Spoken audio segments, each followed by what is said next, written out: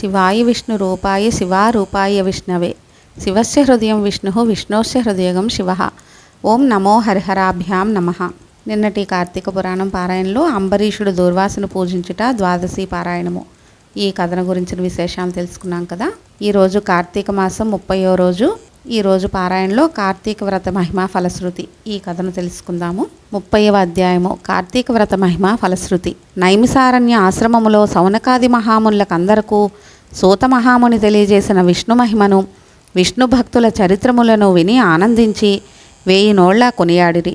సౌనకాది మునులకు ఇంకనూ సంశయములు తీరనందున సూతుని గాంచి, ఓ మునితిలకమా, కలియుగమందు ప్రజలు అరిషడ్వర్గములకు దాసులై అత్యాచారపరులై జీవించుచు సంసార సాగరము తరింపలేకున్నారు. అటువంటి వారు సులభముగా ఆచరించు తరుణోపాయం ఏదైనా కలదా? ధర్మములన్నింటిలో మోక్ష సాధనకు ఉపకరించు ఉత్తమ ధర్మమేది? దేవతలందరిలోనూ ముక్తినొసంగు ఉత్తమ దైవమెవరు? మానవుని ఆవరించి ఉన్న అజ్ఞానమును రూపుమాపి పుణ్యఫలమిచ్చు కార్యమేది? ప్రతిక్షణము మృత్యు వెంబడించుచున్న మానవులకు సులభముగా మోక్షము పొందగల ఉపాయమేమి? హరినామస్మరణ సర్వదా చేయుచున్న మేము ఈ సంశయములతో ఉన్నాము. కాన దీనిని వివరించి తెలియజేయమని కోరిరి. అంత సూతుడు ఆ ప్రశ్నలు ఆలకించి, ఓ మునులారా, మీకు కలిగిన సంశయములు తెలుసుకొనవలసినవి. కలియుగమందలి మానవులు మందబుద్ధులు. క్షణిక సుఖములతో నిండిన సంసార సాగరమును దాటుటకు మీరడిగిన ప్రశ్నలు మోక్ష సాధనము కాగలవు. కార్తీక వ్రతము వలన యాగాది క్రతువులనర్చిన పుణ్యము, దానధర్మ ఫలము చేకూరును. కార్తీక వ్రతము శ్రీమన్నారాయణునకు ప్రీతికరమైన వ్రతము. ఇది అన్ని వ్రతముల కంటే ఘనమైనదని శ్రీహరి వర్ణించి ఉన్నాడు. ఆ వ్రత మహిమ వర్ణించుటకు నాకు శక్తి చాలదు. అంతియే కాదు, సృష్టికర్తయగు ఆ బ్రహ్మదేవునికి కూడా శక్యము కాదు. అయినను సూక్ష్మముగా వివరించెదను. కార్తీక మాసమందు ఆచరించవలసిన పద్ధతులను చెప్పుచున్నాను. శ్రద్ధగా ఆలకింపుడు.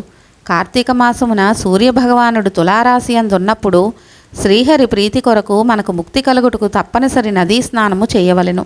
దేవాలయానికి వెళ్ళి హరిహరాదులను పూజింపవలెను. తనకున్న దానితో కొంచెమైనా దీపదానం చేయవలెను. ఈ నెల రోజులు విధవ వండిన పదార్థములు తినకూడదు. రాత్రులు విష్ణు ఆలయమున గాని శివాలయమున గాని ఆవునేతితో దీపారాధన చేయవలెను. ప్రతిదినము సాయంకాలము పురాణ పఠనము చేయవలెను. ఈ విధముగా చేసిన సకల పాపముల నుండి విముక్తులై సర్వసౌఖ్యములు అనుభవింతురు. సూర్యుడు తులారాశి అందున్న నెల రోజులు ఈ విధముగా ఆచరించువారు జీవన్ముక్తులగుదురు. ఇట్లు ఆచరించుటకు శక్తి ఉండి కూడా ఆచరించక గాని, లేక ఆచరించువారులను చూచి ఎగతాళి చేసిన గాని, వారికి ధన సహాయము చేయువారికి అడ్డుపడిన వారును ఇహమందు అనేక కష్టముల పాలగుటియే కాక, వారి జన్మాంతరమందు నరకములో పడి యమకింకరుల చేత నానాహింసల పాలు కాగలరు. అంతియే కాక అట్టివారు 100 జన్మల వరకు చండాలాది హీన జన్మలెత్తుదురు.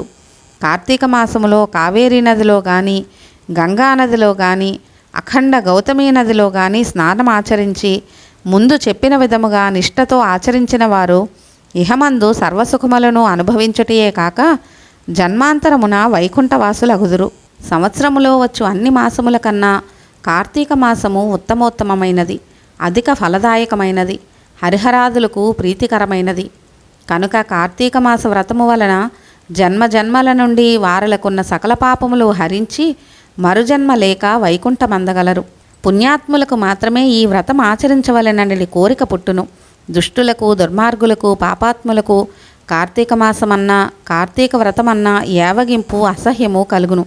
కాన ప్రతి మానవుడు ఈ పరమసత్యమును గ్రహించి ఇటువంటి పుణ్యకాలమును చేతులారా విడువక ఆచరించవలెను. ఇటుల నెల రోజులు చేయలేని వారలు కార్తీక శుద్ధ పౌర్ణమి నాడు అయినను తమ శక్తి కొలది వ్రతం ఆచరించి పురాణ శ్రవణము చేసి జాగరణము ఉండి మరునాడు ఒక బ్రాహ్మణునకు భోజనమిడినచో నెల రోజులు చేసిన ఫలముతో సమాన ఫలము కలుగును. ఈ మాసములో ధనము, ధాన్యము, బంగారము, గృహము, కన్యాదానములు చేసినచో ఎప్పటికీ తరగని పుణ్యము లభించును. ఈ నెల రోజులు ధనవంతుడైనను బేదవాడైనను మరెవ్వరైనను సరే సదా హరినామస్మరణ చేయుచు పురాణములు వింటూ పుణ్యతీర్థములను సేవిస్తూ దానధర్మములు చేయుచున్న ఎడల వారికి పుణ్యలోకం అబ్బును. ఈ కథను చదివిన వారికిని వినిన వారికిని శ్రీమన్నారాయణుడు సకలైశ్వర్యములు ఇచ్చి వైకుంఠ ప్రాప్తి కలుగజేయును. 30వ ఆఖరి రోజు పారాయణము సమాప్తము. పోలీస్ వర్గం విశిష్టత. కార్తీక మాసం ప్రారంభ దినమైన శుక్లపాడ్యము నుండి ప్రతిరోజు కార్తీక దీపారాధన చేసి కార్తీక మాసం ఆఖరి రోజు అనగా మార్గశిర శుక్ల పాడ్యమి గడియలో చేయు దీపారాధనను పోలీస్ వర్గ దీపారాధన అందురు. ఇందుకు సంబంధించిన ఇతిహాసం. పూర్వం వారణాసి ప్రాంతంలోని విశాల నగరంలో రజకమ్మ అనబడే చాకలి స్త్రీ ఉండేది. ఆమెకు 7 కుమారులు. వారందరికీ వివాహాలయ్యాయి.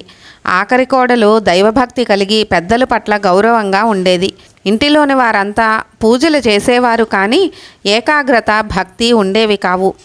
ఆఖరి కోడలు పోలమ్మ ఎవరికీ తన వల్ల ఏ విధమైన ఇబ్బంది రాకుండా పనులన్నీ తానే చేస్తూ వినయంగా ఉండేది.